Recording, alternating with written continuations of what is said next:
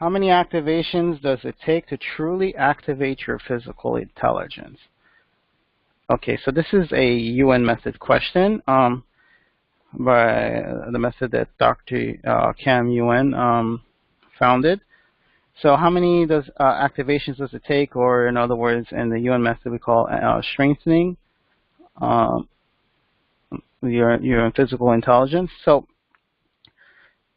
in the UN method, we have something that's called you strengthen to 100% plus infinite potential. So the baseline, what you want to make sure is that you are 100%. That's what Dr. Ewan says. We want to be at 100%, and then we want to go up to infinite potential. So truly activate. I'm not sure what that means, truly activate, but basically, let's say if your physical intelligence is at 10% or 20%, so basically you're going to continue strengthening it until you reach minimum 100%. At least most of the time it's at 100%, and then you continuously keep going up and up until you achieve higher and higher levels of your physical intelligence. So it's not how many activations. That will depend on how many weaknesses you have to working your way up. So the more weaknesses you have, the more you will need to strengthen. So this is actually something done on a daily basis. You increase, and there's infinite potential, so it can keep going and going and going and going.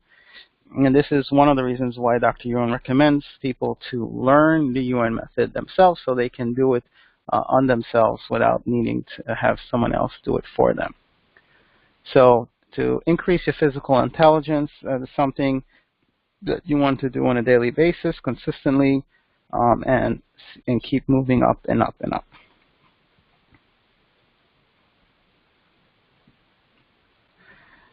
If we delete karma, are our ancestors' karmas also deleted too? Okay, so this one's also, I'm going to answer this from the UN method perspective, because that's the one that I know about, deleting karma. So in the UN method, when you have an issue, and if karma is one of the leading causes, sources, or contributors to that issue, then we delete karma. So if it's, let's say, John has a health condition, and one of the sources or the causes is karma, and let's say it's karma between him and, let's say, a medical professional, then you're clearing that karma, and that's what the weakness is showing up. Then that karma is specifically being deleted between him and the medical professional. So if ancestral karma shows up, then we address the ancestral karma. But just deleting our own karma does not necessarily mean that we are going to delete the ancestral karma. So the way you delete ancestral karma is by actually deleting ancestral karma too. How the process of strengthening can be effective via a pre-recorded audio format. I have been told that listening to past recordings will still benefit the listener. Yes. Okay, so this is another UN method one, and I will answer the UN method way of listening to recordings, and then other systems of listening to recordings too. So when you're listening to a pre-recorded, let's say if it's specifically for you, so you worked with a UN method practitioner, and they recorded the call, and then you're re-listening to the call. So basically what's happening, it's reinforcing the strengthening that was done. So this way, so when you re-listen to it, you will experience improvements. Now, sometimes you will find that you are not experiencing any improvements, and that is because it's no longer. The reasons why you're feeling what you're feeling is not what was on the recording. So the weaknesses that was discovered on a recording is no longer, and then there are different weaknesses, so you won't feel much of a change.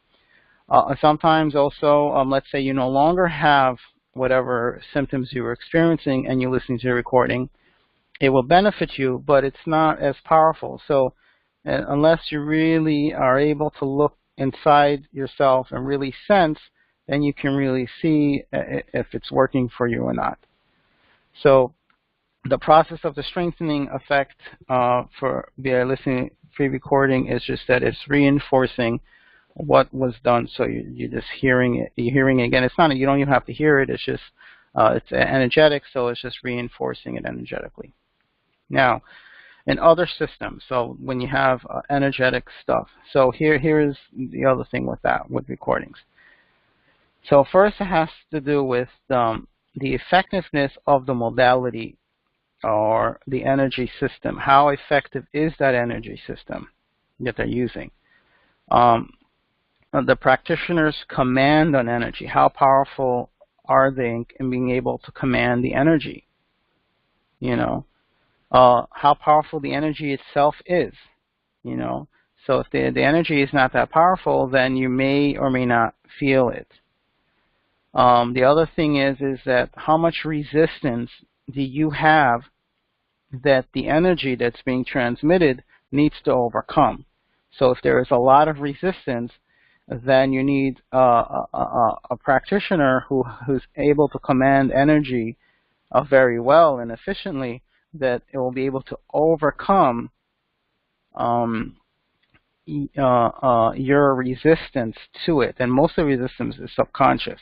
So, for example, animals and children have very, very little resistance. So when you give them a recording, when they listen to a recording of energy, they'll, the improvements will change pretty quickly compared to adults who have a lot of resistance subconsciously.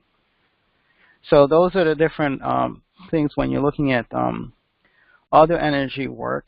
It depends on the effectiveness of the modality that they're using, the effectiveness of the practitioner, how well they can command the energy, and then the other part is how much subconscious resistance you have to the changes that the energy can do, and then is the energy that's being transmitted strong enough to overcome your subconscious resistance. What are the best ways to change doubt? That is very, very simple. To remove doubt, all you need is proof. So a lot of people try to remove doubt by belief, faith.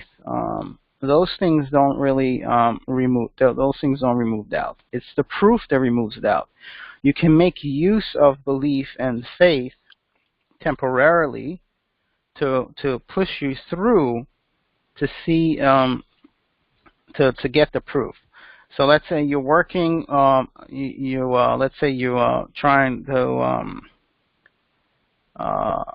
You doubt yourself that you can do something. Let's say you doubt yourself that you can go out there and get the job that you want to get the specific job, and you doubt yourself.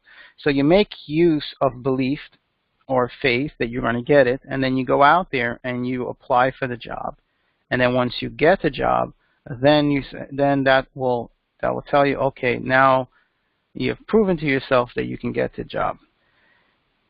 In health, it would be if you have doubt that a certain protocol is going to work for you, and you don't know if you should do it or not do it, then basically what you do is you test it out. And so you use some belief or faith that this protocol will assist you in recovering from the health condition, but you give it a time frame. How long that time frame? You need to ask the professional you're working with how long of a time frame you need. But and from what's going on today, you can find time frames, very short. They don't have to be 2, 3, 4 year time frames.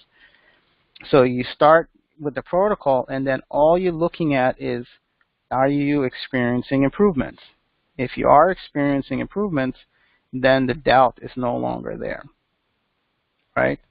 Because you just prove to yourself. So look at the results and the proof, and that will remove doubt for you. Another one is for holistic professionals, a lot of energy practitioners. They have a lot of doubt in their abilities. So what I tell them is, like, work with 100 clients, 100 different clients, as fast as you can. And then check those 100 different clients, see what is the percentage of those 100 clients, what is the percentage of people getting improvement. So if you get a good percentage of people improving based on your energy work, or whatever modality that you're using, it could be other things, specific diets, specific supplements, whatever the case may be, and then you can actually see, is this working or not. So if the proof is there, the results are there, then you can actually see that you don't need to doubt it anymore. Now, if after you've proven to yourself and you say 80% of the people that I worked with are getting really good results from my protocols, and you still have doubts, then that's no longer doubt, that is something else. And then from my suggestion with that is to work with someone to see what that is. But that's not doubt, is you're just saying that it's doubt. But the simplest thing to remove doubt is proof. Proof always removes doubt in most cases. What is the best way? What are the best ways to truly love ourselves? Okay, very good question. So first, how do you how do you know if you're loving yourself or not? What are you basing it on?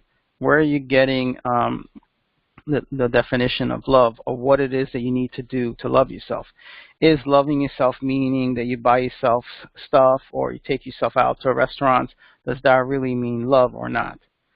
So my suggestion, instead of looking outwardly to decide what truly loving yourself is to look inwardly. So once you look inwardly and start working on finding who you truly are, then by default you will love yourself.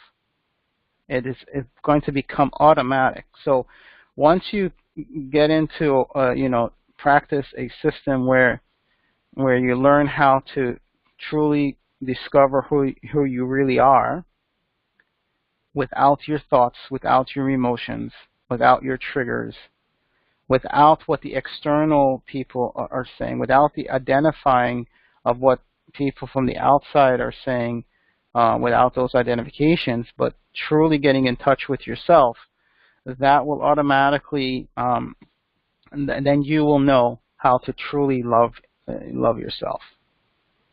Once you really get in touch with yourself, inside, inwardly, without your mind, without your thoughts, without your emotions, once you go past all through them and truly discover who you are, then you'll know right then and there how to truly love yourself.